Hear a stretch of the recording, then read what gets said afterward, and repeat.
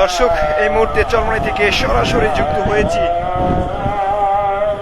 এই মুহূর্তে দর্শক দেখছেন যে মাগরিবের আজান হচ্ছে, কিন্তু দর্শক রেমালের যে তাণ্ডব, সেই তাণ্ডবে কিন্তু এক নং মাঠ তলিয়ে গেছে। দর্শক, এই মুহূর্তে দেখতে পাচ্ছেন যে কীর্তনখোলা নদী এবং এক নং মাঠ কিন্তু মিলেমিশে একাকার হয়ে গেছে। এই মুহূর্তে কিন্তু প্রচন্ড বাতাস বয়ে যাচ্ছে এবং এই মুহূর্তে মাদ্রাসার তৃতীয় তলায় এই মুহূর্তে অবস্থান করছে। এবং আপনাদেরকে যদি একটু দেখানোর চেষ্টা করি যে চরমনাই এক নং মাঠের সার্বিক পরিস্থিতি, সেইখানে কিন্তু একদম তলিয়ে এবং কীর্তনখোলা নদীর সাথে এক নং মাঠ একাকার হয়ে গেছে।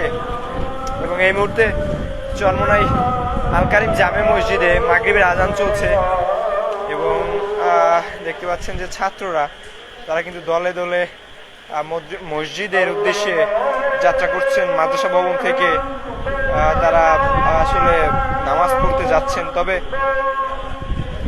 আপনাদেরকে এক নং মাঠের সার্বিক পরিস্থিতি দেখানোর জন্য এই মুহূর্তে যুক্ত হয়েছি। মনে হচ্ছে রাত্র এখন অনেক বাজে, কিন্তু প্রচন্ড বাতাস বয়ে যাচ্ছে এই মুহূর্তে চরমনাইতে।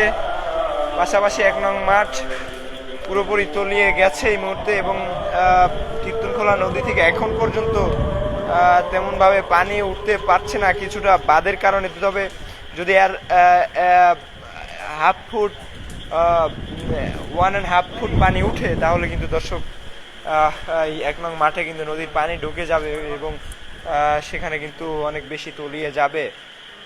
এবং কীর্তনখোলার পাড়ের যে সার্বিক পরিস্থিতি, সেগুলো কিন্তু আপনাদেরকে দেখাবো। রেমালের তাণ্ডব কিন্তু দর্শক আপনারা জানেন যে আসলে গতকাল রাত 12টা নাগাদ চরমনাইতে রেমাল তাণ্ডব হানে এবং সেইখানে কিন্তু প্রচুর পরিমাণে তাণ্ডবে ঘর বাড়ি অনেকের ক্ষতিগ্রস্ত হয়, পাশাপাশি গাছগাছালি পড়ে কিন্তু সেইখানে কিন্তু প্রচুর পরিমাণে একটা সমস্যার সৃষ্টি হয় এবং যান চলাচল বন্ধ হয়। বিশেষ করে চরমনাই ইউনিয়নের চরমনাই ইউনিয়নের মানুষ কিন্তু বিদ্যুৎ বিচ্ছিন্ন অবস্থায় রয়েছে। তবে চরমনাই এবং চরমনাই মাদ্রাসা এবং মসজিদে কিন্তু জেনারেটরের সেই ব্যবস্থা রয়েছে। এই ছিল চরমনাই